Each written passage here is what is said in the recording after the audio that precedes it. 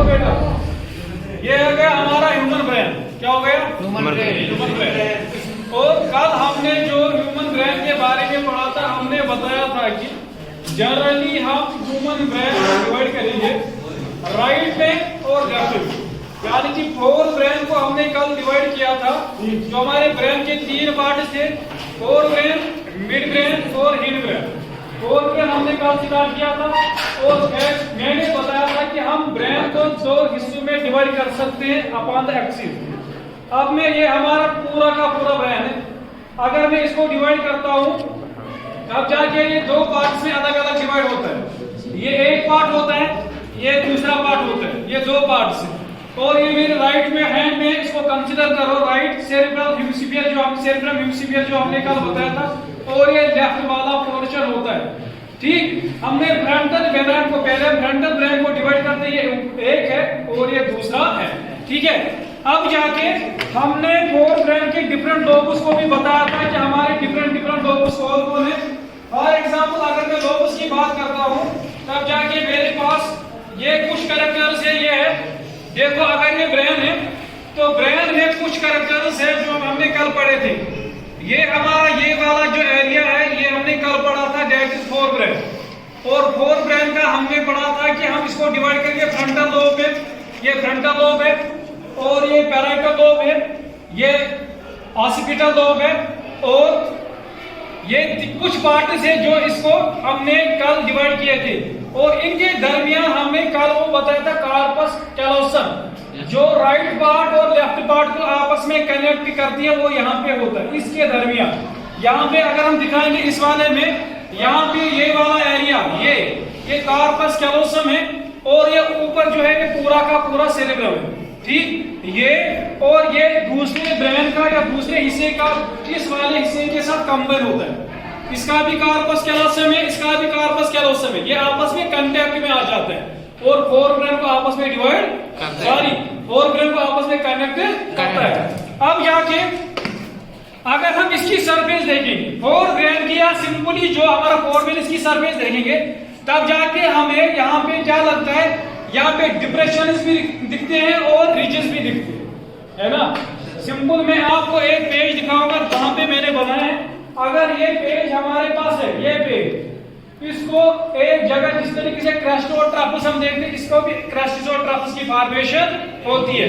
इसी तरीके जो हमारा सरफेस होता है, फोर ब्रेन का जो सरफेस होता है वो इस तरीके से होता है। ये वाला एक ऊपर होता है, दूसरा नीचे, ऊपर नीचे कंटिन्यूअसली। अब ये ऊपर नीचे क्यों है और इस ऊपर नीचे को हम क्या बोलते हैं? जब हम ऊपर वाले को देखते हैं, फॉर एग्जांपल मैं यहाँ पे बनाऊंगा इस तरीके से, तो ये ऊपर वाला जो होता है इसका नाम है गायरी, GYRI, और ये जो नीचे वाला है डिप्रेशन, इसका नाम है सल्की। ठीक है, गायरी एंड सल्की, ये यहाँ पे रीजस और डिप्रेशन या क्रस्टिस और ट्रफस प्रेजेंट होते हैं। और इसका मतलब ये होता है कि यहाँ पे सिंपली एक कन्वल्शन जैसा बन जाता है। इस तरीके से हमने नेफरॉन में पढ़ा था कन्वल्शन, याद है। इसी तरीके से यहाँ पे जब कन्वल्शन बनेगा तो इन कन्वल्शन से क्या होगा, इस कन्वल्शन से यहाँ पे सरफेस एरिया इंक्रीज होगा। That means this gyri and sulci are responsible, ये किसके लिए होते हैं? To increase surface area, to increase surface area. यहाँ पे इसकी वजह से सरफेस एरिया इंक्रीज होता है। ठीक है, वो ठीक है। उसके बाद कल हमने जो पढ़ा था, हमने पढ़ा था सेरेब्रम, उसके वो पार्ट। ठीक, उसके बाद अगर हम इस सेरेब्रम का आउटर वाला पोर्शन लेंगे, आउटर सरफेस, जो आउटर सरफेस इसकी होती है, इसका नाम है सेरेब्रल कॉर्टेक्स। इसका नाम है सेरेब्रल कॉर्टेक्स। कौन है? सेरेब्रल कॉर्टेक्स वो होता है जो outer surface of cerebrum is known as cerebral cortex. और जो ये सेरेब्रल कॉर्टेक्स होता है, इसकी फंक्शन क्या होती है? जो हमारा सेरेब्रल कॉर्टेक्स होता है, इसकी मेन 3 फंक्शंस है, या इसमें 3 मेन एरियाज है। 3 मेन एरिया, यानी कि ये सेरेब्रल कॉर्टेक्स जो होता है इसके 3 मेन एरियाज हैं। फंक्शनल एरिया, जो फंक्शनल होते हैं, जिनकी अपनी फंक्शन होती है, three main areas which are functional, जो फंक्शनल होते हैं। और वो कौन कौन सा एरिया होता है? नंबर 1 एरिया है, इसका नाम दैट इज सेंसरी एरिया। क्या नाम है? वो क्या नाम है? Sensory area. दूसरा जो होता है इसका नाम है मोटर एरिया। क्या नाम है? वो क्या नाम है? Motor area. मोटर एरिया और एसोसिएशन एरिया या एसोसिएटेड एरिया, ये 3 एरिया होते हैं जो अपना अपना फंक्शन अकॉर्डिंगली करेंगे। सेंसरी एरिया अपना फंक्शन करेगा, मोटर एरिया अपना फंक्शन करेगा और एसोसिएटेड एरिया अपना फंक्शन करेगा। क्लियर है तक? वो क्लियर। अब जाके अब हम ये जो सेरिब्रल कॉर्टेक्स जो होता है इसको हम बोलते हैं ग्रेइश। ये ग्रेइश क्यों होता है? ये ग्रेइश क्यों? देखो जनरली अगर हम देखें पहले इस ग्रेइश को हम क्यों बताते हैं, लेट अस कंसीडर ये हमारे पूरा ब्रेन है, ये हमारा पूरा ब्रेन है। तब जाके हम इस ब्रेन को डिवाइड करते हैं 2 पार्ट्स। पूरा ब्रेन जो भी होगा, पूरा ब्रेन, एक है दैट इज ग्रे, दूसरा है व्हाइट। ग्रे एरिया और व्हाइट मतलब जो मैंने कल भी बताया था, क्या मैटर, अराक्नॉइड या ग्रे मैटर बताया था कल। और वो मैटर का मतलब होता है, ये असल में मदर का नाम है, मदर से डिराइव होता है। अब जाके यहाँ पे G for grey area, W for white area. और ब्रेन में यही कंपोजिशन होती है, बाहर से ये ग्रे कलर होता है, अंदर से व्हाइट कलर होता है। तब जाके अगर हम ब्रेन को लाएंगे, फॉर एग्जाम्पल किसी एनिमल का ब्रेन देखेंगे, तब जाके वो जब हम बाहर से देखते हैं तो ग्रे लगता है, अंदर से जब हम काटेंगे, ट्रांसफर सेक्शन लेंगे या लॉन्गिट्यूडनल सेक्शन लेंगे तो अंदर से वो कैसे दिखेगा? व्हाइट दिखेगा। और यहाँ पे इसके आउटर सरफेस जो होता है सेरिब्रम का, वो हमने बताया ग्रेइश होता है। क्यों होता है ग्रेइश? क्योंकि आउटर सरफेस जो होती है वो किसकी कैसी होती है? ग्रे कलर की होती है, इसलिए हम इसको बोलते हैं ग्रे इन कलर या ग्रेइश कलर। ठीक, ये हो गया हमारा सेरिब्रम। लेकिन मैंने कल सेरिब्रम के 3 पार्ट बताए थे, यानी फोरब्रेन के 3 पार्ट, एक सेरिब्रम, दूसरा डायनसेफलन और तीसरा ऑल्फैक्टरी लोब। अब हम दूसरा वाला लेंगे, दैट इज डायनसेफलन। दूसरा वाला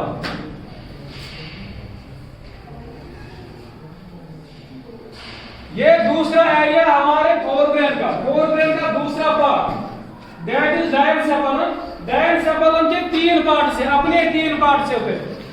इसके 3 part, number 1 epithalamus, number 2 thalamus,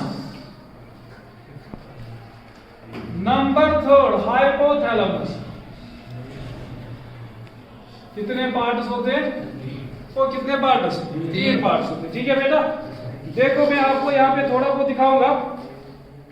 ये हमारी डायग्राम है, ये फोरब्रेन है, यहां से लेकर, हो इधर देखो, यहां से ये वाला कलर और यहां से लेकर ये पूरा का पूरा क्या है? फोरब्रेन है। और ये वाला कलर जो ऊपर वाला बड़ा कलर है, जो ज्यादा कलर होगा यहाँ पे, तो ये है हमारा सेरिब्रम। अब हम यहाँ पे पहुंचे, यहाँ पे मैंने बताया कि एपिथैलेमस, उसके बाद मैंने बताया थैलेमस, उसके बाद मैंने बताया हाइपोथैलेमस। ये यहाँ पे इसने दिखाया हाइपोथैलेमस ये है, उसके बाद ये थैलेमस है, और एपिथैलेमस इसने यहाँ पे नहीं दिखाया, इस डायग्राम पे नहीं है। सिंपली मैं आपको बताऊंगा, अगर ये epithalamus that is considered epithalamus, उसके बाद यहाँ पे और एक स्ट्रक्चर होता है जिसका नाम होता है थैलेमस, और यहाँ पे और एक स्ट्रक्चर आ जाता है जिसका नाम है hypothalamus. Hypothalamus, T for thalamus, P for epithalamus. ठीक है, अब मुझे बताओ, अगर मैं इनको मानूं, ये हमारा एक कमरा है, जब ये कमरा होगा तो तब जाके ये क्या होगा? ये हमारा फ्लोर, दैट मींस रूफ होगा, है ना? रूफ होगा, ऊपर वाला हिस्सा होगा, है ना? वो समझ आ रहा है कि नहीं? रूफ का मतलब ऊपर वाला, है ना? ये रूफ बनाता है इस स्ट्रक्चर का। डायनसेफलन जो पूरा है, ये पूरा का पूरा डायनसेफलन है, पूरा का पूरा डायनसेफलन है, लेकिन ये रूफ है, उसके नीचे क्या है? थैलेमस, जिसको हम रूम मानेंगे। ये रूम है, ऊपर क्या है? रूफ है, दैट इज कौन सा? एपिथैलेमस। एपी का मतलब ऊपर, थैलेमस का मतलब बीच में, और जो हाइपोथैलेमस होता है वो लेटरल साइड में होता है, वो इसके लेटरल साइड में, ना वो बीच में होता है ना वो नीचे होता है, वो कहां पे होता है, वो इसके लेटरल साइड में होता है। ठीक है, तो क्लियर याद है, तो समझ आया। अब जाके अगर मैं इस एपिथैलेमस की फंक्शन लेता हूं, फंक्शन अकॉर्डिंग टू हम एक को लेंगे, फंक्शन नंबर वन कौन है, एपिथैलेमस, एपिथैलेमस एक रूफ होता है, ठीक। नंबर 2 सेक्सुअल मैच्योरिटी इसकी फंक्शन है, सेक्सुअल मैच्योरिटी इस एपिथैलेमस की फंक्शन होती है। नंबर 2, उसके बाद जो हमारा थैलेमस है, थैलेमस जो है, अगर मैं मानूं ये हमारा डायनसेफलन जो है, अगर ये मैं मानूं ये हमारा 100 ग्राम है, या 100 कुछ भी है, ग्राम है, केजी है, जो भी है, लेट अस कंसीडर, तब जाके जो थैलेमस है ये 80% इसका बनाता है। इसका मतलब होगा कि 80 ग्राम क्या है, थैलेमस, बाकी जो रेस्ट है वो 20% या 20 ग्राम क्या होगा, एक एपिथैलेमस होगा, दूसरा हाइपोथैलेमस होगा। That means maximum in case of diencephalon, यहां पे मैक्सिमम जो एरिया होगा या मैक्सिमम कंपोजिशन जिसकी होगी वो किसकी होगी, दैट मींस थैलेमस। 80% इसका रोल इसमें होता है। और ये यहाँ पे इसकी जो फंक्शन है, ये फंक्शन जिसको हम नॉर्मली कहते हैं रिले सेंटर। रिले सेंटर का मतलब क्या होता है, रिले सेंटर का मैं मतलब बताऊंगा। देखो फॉर एग्जांपल मैं आपके साथ लॉ करता हूं, ठीक है, इसके साथ लॉ करता हूं, तब जाके मैं इसको फूल दूंगा ना, वो दुकान की नहीं, जब मैं इसको फूल दूंगा तब जाके वो पकड़ेगा, ठीक है। लेकिन जब वो पकड़ेगा इसका मतलब मुझे उसके साथ प्यार है, उसको मुझे मेरे साथ प्यार है। अगर उसने पकड़ा नहीं तब जाके वो इसको क्या करेगा, रिफ्यूज करेगा, वो फूल नहीं पकड़ेगा ना। और ये है कि नहीं, यानी कि मैंने जो कहा, मेरी सेंस क्या कहती थी, मैं इसको फूल दूंगा, तो अकॉर्डिंगली मुझे वहां से रेस्पॉन्स आ जाएगा, चाहे प्यार का रेस्पॉन्स चाहे नफरत का रेस्पॉन्स। इसी को हम कहते हैं रिले सेंटर। यानी कि बाहर से क्या मैसेज आएगी, अंदर से क्या रेस्पॉन्स आएगा, अकॉर्डिंग जो रेस्पॉन्स आएगा वो इसका नाम होता है रिले, क्या नाम है, रिले सेंटर। हाइपोथैलेमस, हाइपो का मतलब नीचे, यानी कि अगर हम देखें कि हाइपोथैलेमस, इसको मैं मानता हूं बेस ऑफ किसका, थैलेमस। थैलेमस के बेस में ये प्रेजेंट होता है, लेकिन एपिथैलेमस के लेटरल साइड, एपिथैलेमस के लेटरल साइड में, लेकिन थैलेमस के नीचे वाले बेस में ये प्रेजेंट होता है। अब जाके इसकी जो फंक्शन क्या होती है, फंक्शन होती है, एक ड्रिंकिंग का पर्पस इसका होता है, दूसरा जो हंगर होता है ड्रिंकिंग, यानी कि मुझे ड्रिंक करना है, पानी पीनी है, तो अब जाके ये इसकी फंक्शन है। दूसरा मुझे खाना है, ईटिंग करनी है, तो तब जाके ये इसकी फंक्शन है। यानी कि ईटिंग हम इस तरीके, हम यहाँ पे ईटिंग नहीं लिख सकते, यहाँ पे जो हंगर होती है, भूख जो होती है, वो मेन पर्पस होता है, वो इसकी फंक्शन है, होती है। जब मुझे हंगर होगी तब जाके मैं क्या कहूंगा, मुझे खाना चाहिए, है ना। जब मैं थर्स्टी होऊंगा तब जाके मुझे क्या चाहिए, पानी चाहिए। और ये जो इसकी, ये किसकी फंक्शन होती है, हाइपोथैलेमस की फंक्शन होती है। और ये हमारा हो गया ह्यूमन ब्रेन का 4 ब्रेन में दूसरा नंबर वाला पार्ट, दैट इज कौन सा पार्ट, डायनसेफलन, जो दूसरा पार्ट था। अब जाके हमारा इसका लास्ट पार्ट है, that is olfactory lobes. Olfactory lobe, तो आपने बीन देखा है, और राजमा है ना, ये बीन होता है, इस तरीके से बीन शेप्ड होता है। लेकिन बीन शेप्ड ये होता है, ये ऑल्फैक्टरी लोब जो होता है ये बीन शेप्ड होता है। क्या होता है, बीन शेप्ड लेकिन ब्रॉड, एक बीन शेप्ड लेकिन ब्रॉड बीन शेप्ड, जिसको हम कहते हैं। बीन तो है, बीन शेप तो है, लेकिन ब्रॉड बीन शेप्ड ये होता है। क्लियर। और उसकी और क्या फंक्शन होती है, जब ये बीन शेप्ड होगा तब जाके बीन जो होता है वो जनरली थोड़ा बहुत हम मानेंगे ये स्फेरिकल नेचर होता है, ज्यादा नहीं तो, लेकिन हम कह सकते हैं ये स्फेरिकल नेचर होता है, ये स्फेरिकल जैसा होता है। और उसकी फंक्शन क्या होती है, उसकी एक इंपॉर्टेंट फंक्शन होती है जिसका नाम होता है ऑल्फैक्शन। ऑल्फैक्शन, ऑल्फैक्शन इसकी फंक्शन है। ऑल्फैक्शन का मतलब होता है स्मेल। क्या मतलब होता है, क्या मतलब होता है?